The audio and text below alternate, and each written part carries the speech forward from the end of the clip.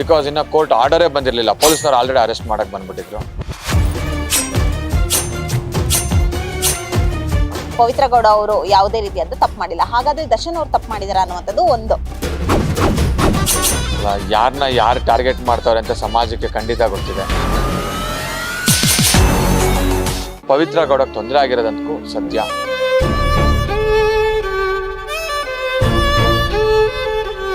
ಆ ಪರಿಸ್ಥಿತಿ ಇವಾಗ ಗೊತ್ತಿದೆ ನಿಮಗೆ, ಕಸ್ಟಡಿಯಲ್ಲಿದ್ದಾರೆ.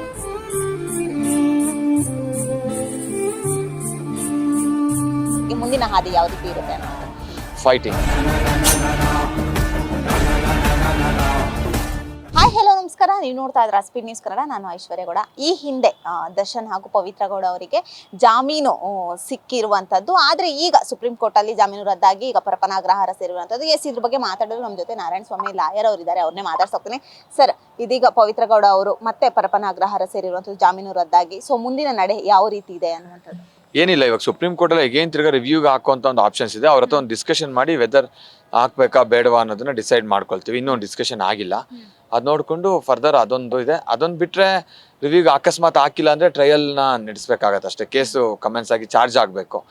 ಬಿಫೋರ್ ಚಾರ್ಜ್ಗಿಂತ ಮೊದಲು ಡಿಸ್ಚಾರ್ಜ್ ಅಪ್ಲಿಕೇಶನ್ ಹಾಕೋದಾ ಅಥವಾ ಅದು ಬೇಡವಾ, ಅಥವಾ ಚಾರ್ಜ್ ಮಾಡಿ ಟ್ರಯಲ್ ಸ್ಟಾರ್ಟ್ ಮಾಡಿ ವಿಟ್ನೆಸ್ಗಳನ್ನೆಲ್ಲ ಎಕ್ಸಾಮಿನೇಷನ್ ಸ್ಟಾರ್ಟ್ ಮಾಡಿ ಅದಾದ್ಮೇಲೆ ಬೇಲ್ ಮೂವ್ ಮಾಡೋದಾ, ಅದು ನೋಡಿಕೊಂಡು ಸಿಚುವೇಶನ್ ತಕ್ಕನಾಗಿ ಅದನ್ನ ಹ್ಯಾಂಡಲ್ ಮಾಡಬೇಕಾಗತ್ತೆ. ಸದ್ಯದ ಪರಿಸ್ಥಿತಿಲಿ we are waiting for the client instructions. ಏನಾದ್ರೂ ಮಾತುಕತೆ ಮಾಡಿದ್ರ? ಅಪೀಲ್ ಹಾಕುವಂತಹ ಮುಂದಿನ ಆಲೋಚನೆ ಏನಾದ್ರೂ ಮಾಡಿದ್ರ? ಅದೇ ಇವಾಗ ಹೋಗ್ಬೇಕು ಈಗ, ಬಿಕಾಸ್ ಮೊನ್ನೆ ಹೋಗಿರೋದ್ರಿಂದ ಸೆಂಟ್ರಲ್ಲಿ ರಜೆಗಳೆಲ್ಲ ಬಂತು. ನಿನ್ನೆ ಒಂದ್ಸಲ ಹೋಗಿ ಬಂದೆ, ಬಟ್ ನಿನ್ನೆ ಆ ವಿಚಾರ ಮಾತಾಡೋಕೆ ಸಾಧ್ಯ ಆಗಿಲ್ಲ. ಬಿಕಾಸ್ ಇನ್ನ ಒಂದು ಅವ್ರ ಹತ್ರ ಡಿಸ್ಕಷನ್ ಮಾಡೋ ಮೂಡಲ್ಲೂ ಕೂಡ ಅವ್ರು ಇರಲಿಲ್ಲ ಇನ್ನ ಭಾಳ. ಯಾಕಂದ್ರೆ ಸಡನ್ ಶಾಕಿಂಗ್ ಅವ್ರಿಗೆ. ಹಂಗಾಗಿ ನೋಡೋಣ ಈ ವೀಕಲ್ಲಿ ಯಾವಾಗಾದ್ರೂ ಹೋಗಿ ಒಂದ್ಸಲ ಮಾತಾಡ್ಕೊಂಡ್ ಬರ್ತೀನಿ. ಓಕೆ, ಪವಿತ್ರ ಗೌಡ ಅವರು ತುಂಬಾ ಕಾನ್ಫಿಡೆನ್ಸ್ ಅಲ್ಲಿ ಇದ್ರು, ರದ್ದಾಗಲ್ಲ ಅನ್ನುವಂಥದ್ದು. ಸೊ ನೀವು ಕೂಡ ಅವ್ರನ್ನ ಅರೆಸ್ಟ್ ಮಾಡುವಾಗ ಮನೆಯಲ್ಲೇ ಇದ್ರಿ ಕೂಡ. ಸೊ ಏನಂತ ಮಾತಾಡಿದ್ರು ಅನ್ನುವಂಥದ್ದು? ಅಲ್ಲ, ಅವ್ರಿಗೇನಂದ್ರೆ ನಾನು ಏನು ತಪ್ಪು ಮಾಡಿಲ್ಲ, ಸೊ ಹಂಗಾಗಿ ಏನೂ ಆಗೋಲ್ಲ, ಜಸ್ಟಿಸ್ ಸಿಗತ್ತೆ, ಈ ಒಂದು ಕಾನ್ಫಿಡೆನ್ಸ್ ಅಲ್ಲಿ ಅವ್ರ ಸ್ಟೇಟಸ್ ಕೂಡ ಹಾಕಿದ್ರು. ಅವ್ರಿಗೊಂದು ಕಾನ್ಫಿಡೆನ್ಸ್, ನಾನೇನು ತಪ್ಪೇ ಮಾಡಿಲ್ಲ ಅನ್ನೋ ಆ ಒಂದು ವಿಶ್ವಾಸದಲ್ಲಿ ಅವ್ರು ಹಾಕಿದ್ರು. ಅದಾದ್ಮೇಲೆ ಅವ್ರು ಸಡನ್ ಆಗಿ ಆರ್ಡರ್ಸ್ ಬಂದ ತಕ್ಷಣ ನಾನು ಜಸ್ಟ್ ನೋಡಿದ್ವಿ ನಾವು ಲೈವಲ್ಲಿ. ನೋಡಿ ಈಗ ನಾನೇ ಫೋನ್ ಮಾಡಿ ಹೇಳ್ದೆ ಈ ಥರ ಆಗಿದೆ ಅಂತ. ಅವರು ಹೊರಗಡೆ ಇದ್ರು, ದೇವಸ್ಥಾನದಲ್ಲೇನೋ ಇದ್ರು. ಅದಾದ್ಮೇಲೆ ಮನೆಗೆ ಬಂದರು. ಅದಾದ್ಮೇಲೆ ಪೊಲೀಸ್ನವರೆಲ್ಲ ಬರ್ತಾ ಇದ್ದಾರೆ ಈ ಥರ ಎಲ್ಲ ಅಂತ ಹೇಳಿದ ತಕ್ಷಣ ಸರಿ ಸ್ವಲ್ಪ ತಾವು ಬನ್ನಿ ಸರ್ ಅಂತ ಹೇಳಿದಕ್ಕೋಸ್ಕರ ನಾನು ಕೋರ್ಟಿಂದ ನಾನು ಅವ್ರ ಮನೆ ತನಕ ಹೋಗಿದ್ದು. ಬಿಕಾಸ್ ಇನ್ನು ಕೋರ್ಟ್ ಆರ್ಡರೇ ಬಂದಿರಲಿಲ್ಲ. ಪೊಲೀಸ್ನವ್ರು ಆಲ್ರೆಡಿ ಅರೆಸ್ಟ್ ಮಾಡಕ್ಕೆ ಬಂದ್ಬಿಟ್ಟಿದ್ರು. ಸರಿ ಅವ್ರ ಹತ್ರ ಮಾತಾಡಿ ಕೋರ್ಟ್ ಆರ್ಡರ್ ಬರಲಿ ಅಂತ. ಆದರೂ ಅವ್ರು ಇಲ್ಲ, ಈಗ ಬರಲೇಬೇಕು ಅಂತ ಅವ್ರು ಒಂದು ಒತ್ತಾಯ ಮಾಡಿ, ನಾವೇ ಕೋರ್ಟಲ್ಲಿ ಹೋಗಿ ಸರೆಂಡರ್ ಆಗ್ತೀವಿ ಅನ್ನೋ ಥರ ನಾವಿದ್ವಿ. ಅವ್ರಿಲ್ಲ, ಬನ್ನಿ ಅಂತ ಅವ್ರ ಒತ್ತಾಯ. ಕೊನೆಗೇನೋ ಆಯಿತು ಫೈನಲ್ ಆಗಿ ನಾವೇ ಆಯಿತು ಅಂತೇಳಿ ಸ್ಟೇಷನ್ಗೆ ಹೋದ್ವಿ. ಅದಾದ್ಮೇಲೆ ಒಂದು ಮಧ್ಯಾಹ್ನ ಸಾಯಂಕಾಲ ನಮಗೆ ಕಾಪಿ ಸಿಕ್ಕಿದ್ದು. ನಾವು ಬೆಳಿಗ್ಗೆ ನೋಡೇ ಇರಲಿಲ್ಲ. ಕೋರ್ಟ್ ಆರ್ಡರ್ ಜಸ್ಟ್ ಲೈವಲ್ಲಿ ನೋಡಿದ್ದು ಅಷ್ಟೇ. ಸೊ ಆ ಪರಿಸ್ಥಿತಿ ಇವಾಗ ಗೊತ್ತಿದೆ ನಿಮಗೆ, ಕಸ್ಟಡಿಯಲ್ಲಿದ್ದಾರೆ. ನೋಡ್ಬೇಕು ಮುಂದೆ. ಪವಿತ್ರ ಗೌಡ ಅವರು ತುಂಬಾ ಕಾನ್ಫಿಡೆನ್ಸ್ ಅಲ್ಲಿ ಇದ್ರು, ನಾವು ಯಾವುದೇ ರೀತಿ ತಪ್ಪು ಮಾಡಿಲ್ಲ ಅನ್ನುವಂಥದ್ದು ಅವರು ಸ್ಟೋರಿ ಹಾಕಿದ್ರ ಅಂತ ನೀವು ಇವಾಗ ಹೇಳ್ತೀವಿ. ಹಾಗಾದ್ರೆ ದರ್ಶನ್ ಅವ್ರು ತಪ್ಪು ಮಾಡಿದ್ರ ಅಂತ ಒಂದಷ್ಟು ಜನದ ಪ್ರಶ್ನೆ ಇವಾಗ. ಈ ಹಿಂದೆ ನೀವು ಒಂದು ಇಂಟರ್ವ್ಯೂ ಕೊಟ್ಟಾಗ ಹೇಳಿದ್ರಿ ಪವಿತ್ರ ಗೌಡ ಅವರು ಯಾವುದೇ ರೀತಿಯಾದ ತಪ್ಪು ಮಾಡಿಲ್ಲ. ಹಾಗಾದ್ರೆ ದರ್ಶನ್ ಅವ್ರು ತಪ್ಪು ಮಾಡಿದಾರ ಅನ್ನುವಂಥದ್ದು ಒಂದು ಪ್ರಶ್ನೆ ಹುಟ್ಕೊಳ್ಳುತ್ತೆ. ಸೊ ಅದು ನಿಮ್ಮ ಉತ್ತರ. ದರ್ಶನ್ ಅವ್ರ ಬಗ್ಗೆ ಇರ್ಬೋದು ಅಥವಾ ಬೇರೆ ಅಕ್ಯೂಸ್ಗಳ ಬಗ್ಗೆ ಖಂಡಿತ ನಾನು ಮಾತಾಡಕ್ಕೆ ಇಷ್ಟಪಡಲ್ಲ. ಬಟ್ ನನ್ನ ಪ್ರಕಾರ, ನನ್ನ ಕಾನ್ಷಿಯಸ್ ಪ್ರಕಾರ, ನಾನು ನೋಡಿರೋ ಪ್ರಕಾರ ತಪ್ಪು ಮಾಡಿಲ್ಲ ಅಂತ ಅಷ್ಟೇ ಹೇಳ್ತೀನಿ. ಬಟ್ ಅವ್ರ ಬಗ್ಗೆ ಮಾತಾಡೋದಕ್ಕೆ ಅವ್ರ ವಕೀಲರಿದ್ದಾರೆ, ಅವ್ರ ಕುಟುಂಬದವರಿದ್ದಾರೆ, ಅವ್ರು ಮಾತಾಡ್ಕೊಳ್ತಾರೆ. ನಾನು ಪವಿತ್ರ ಅವ್ರ ಬಗ್ಗೆ ಖಂಡಿತ ಕೇಳಿ ನಾನು ಮಾತಾಡ್ತೀನಿ.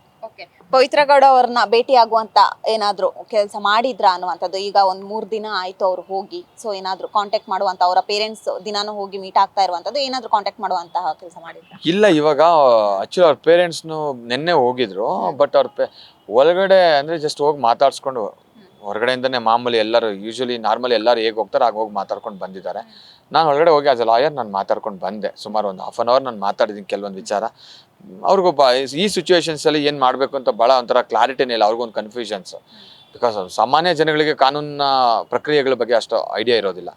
ಸೊ ಹೇಳ್ಬಿಟ್ಟು ಬಂದಿದ್ದೀನಿ. ಬಟ್ ಈ ಡಿಸ್ಕಷನ್ಸ್ಗಳ ಬಗ್ಗೆ ವೆದರ್ ಸುಪ್ರೀಂ ಕೋರ್ಟ್ ಒಂದ್ಸಲ ರಿವ್ಯೂ ಹಾಕ್ಬೇಕಾ ಬೇಡವಾ, ಅಥವಾ ನೆಕ್ಸ್ಟ್ ಯಾವಾಗ ಬೈಲ್ ಮೂವ್ ಮಾಡೋದು, ಅಥವಾ ಯಾವಾಗ ಈ ಕೇಸ್ ಟ್ರಯಲ್ ಸ್ಟಾರ್ಟ್ ಮಾಡಿಸ್ಬೇಕು. ಯಾಕಂದರೆ ಇದರಲ್ಲಿ 17 ಜನ ಇರೋದ್ರಿಂದ ಒಬ್ಬೊಬ್ರು ವಕೀಲರು ಇರ್ತಾರೆ. ಒಂಥರ ಹೇಗೆ ಅಂದರೆ ಒಬ್ಬೊಬ್ರು ಐಡಿಯಾಲಜಿ ಒಂದೊಂದಿರುತ್ತೆ. ಈ ಕೇಸು ಒಂಥರ ಕಲೆಕ್ಟಿವ್ಲಿ ಹೋಗಬೇಕು. ಇದು ಏನಾಗತ್ತೋ ಯಾವ ಥರ ಆಗತ್ತೆ ಅನ್ನೋದು ಒಂದ್ಸಲ ನೋಡಬೇಕು. ಬಿಕಾಸ್ ಒಬ್ಬೊಬ್ರು ಒಂದೊಂದು ಕಡೆ ಎಳೆದ್ರೆ ಕಷ್ಟ ಆಗುತ್ತೆ. ಸೊ ಕಲೆಕ್ಟಿವ್ ಆಗಿ ತಗೊಂಡು ಹೋಗ್ಬೇಕು. ನೋಡೋಣ ಮುಂದಿನ ದಿನಗಳಲ್ಲಿ ಹಲವಾರು ಜನ ಹಿರಿಯ ವಕೀಲರುಗಳು ಇನ್ನೂ ಬೇರೆಯವರು ಇದ್ದಾರೆ. ಅವೆಲ್ಲ ಒಂದು ಕೂತ್ಕೊಂಡು ಡಿಸೈಡ್ ಮಾಡಬೇಕಾಗತ್ತೆ. ನೋಡೋಣ. ಪವಿತ್ರ ಗೌಡ ಅವರು ಈ ಹಿಂದೆ ಹೇಳಿದ್ರು ನನಗೆ ಒಬ್ಳೆ ಮಗಳಿರುವಂತದ್ದು, ನಂದೇ ಆದಂತ ಒಂದು ಜವಾಬ್ದಾರಿ ತುಂಬಾ ಇದೆ ಅನ್ನೋಂಥದ್ದು. ಎಲ್ಲೋ ಒಂದ್ ಕಡೆ ಒಂದಷ್ಟು ಮಾಧ್ಯಮದವರು ದರ್ಶನ್ ಅವ್ರನ್ನ ಟಾರ್ಗೆಟ್ ಮಾಡ್ತಾ ಇರೋದ್ರಿಂದ ಪವಿತ್ರ ಗೌಡ ಅವರಿಗೆ ಕುತ್ತಾಯ್ತಾ ಅನ್ನುವಂಥದ್ದು ಕೂಡ ಪ್ರಶ್ನೆ ಮೂಡುತ್ತೆ. ಹೌದಾ?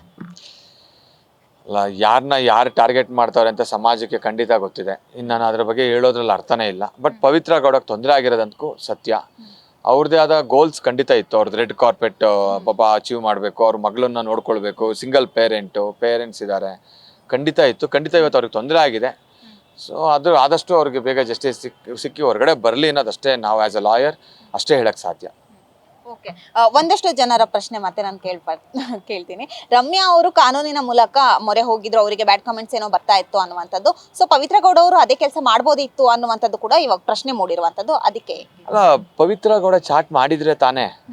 ಪವಿತ್ರ ಗೌಡ ಅದು ಒಂದು ಫೋನ್ ಇನ್ಸ್ಟಾಗ್ರಾಮು ಈಗ ಒಂದು ಪ್ರತಿಯೊಬ್ಬರು ಸೆಲೆಬ್ರಿಟೀಸ್ಗೆ ಮತ್ತೆ ಕೆಲವರಿಗೆ ಈ ಇನ್ಸ್ಟಾಗ್ರಾಮ್ ಅಥವಾ ಫೇಸ್ಬುಕ್ ಮೇಂಟೈನ್ ಮಾಡೋಕ್ಕೆ ಮತ್ತೊಬ್ರು ಬೇರೆಯವ್ರು ಇರ್ತಾರೆ, PROಗಳು ಇರ್ತಾರೆ, ಇನ್ಯಾರು ಮೇಂಟೈನ್ ಮಾಡ್ತಿರ್ತಾರೆ. ಆ ಥರ ಪವಿತ್ರ ಗೌಡ ಅಕೌಂಟ್ನ ಪವಿತ್ರ ಗೌಡ ಚಾಟ್ ಮಾಡ್ತಾನೆ ಇರಲಿಲ್ಲ. ಅದನ್ನ ಬೇರೆಯವ್ರು ಯಾರೋ ಮಾಡ್ತಾ ಇದ್ರು. ಅವ್ರು ಕೊಟ್ಟಿರೋ ಕಾಮೆಂಟ್ಸು ಅವ್ರದ್ದು ಮತ್ತೊಂದು.